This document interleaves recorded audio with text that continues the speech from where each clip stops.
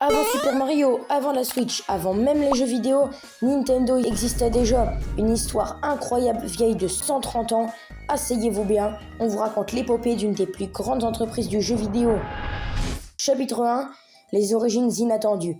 Tout commence en 1889 à Kyoto, au Japon. Fusajiro Yamoshi fonde une petite entreprise artisanale de cartes à jouer japonaise appelée Hanafuda. Cette entreprise, c'est Nintendo Kopai. Pendant des décennies, Nintendo fabrique des cartes, mais au fur et à mesure, les années passent, l'entreprise cherche de nouvelles idées pour se développer. Dans les années 60, sous la direction Hiroshi Yamoshi, petit-fils du fondateur, Nintendo tente tout. Un service de taxi, un love hotel, des jouets électroniques, rien ne marche vraiment, jusqu'à ce que la société croise le chemin d'un ingénieur génial, Gunpei Yokoi. Chapitre 2, les débuts dans le jeu vidéo. Dans les années 70, Nintendo se lance enfin dans les jeux électroniques avec les Game & Watch, des mini-consoles portables qui connaissent un succès fou. Mais le vrai tournant arrive en 1981 avec la sortie d'un certain Donkey Kong. C'est là que naît un petit personnage moustachu, Mario.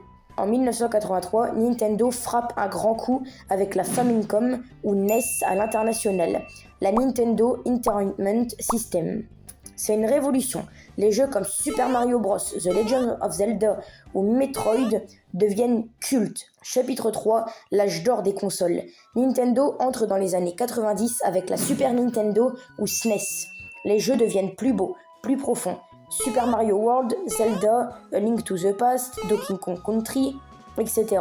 Le succès est mondial. En parallèle, Nintendo invente le concept de la console portable avec la Game Boy. Et c'est une explosion.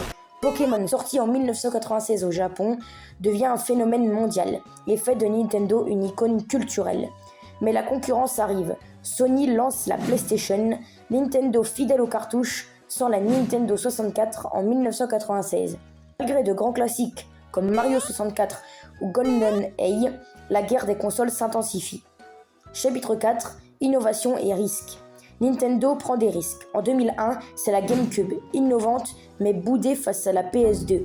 Pourtant, en 2004, Nintendo fait un retour fracassant avec la DS, une console portable à 2 écrans. Puis vient la révolution. La Wii, sortie en 2006, la Wii explose tous les records. Grâce à ses contrôleurs détectant les mouvements, elle séduit même les non-joueurs.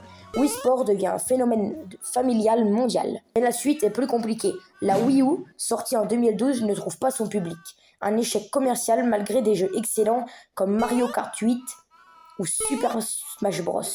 Chapitre 5, renaissance avec la Switch.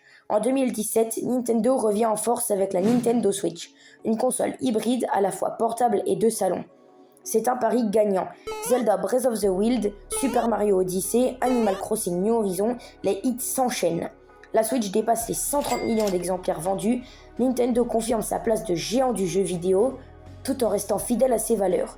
L'innovation, la créativité et le plaisir de jouer.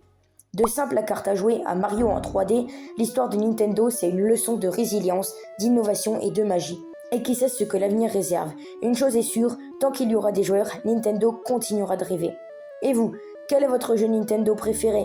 Dites-le nous en commentaire, abonnez-vous et likez. A très vite pour une nouvelle histoire du jeu vidéo.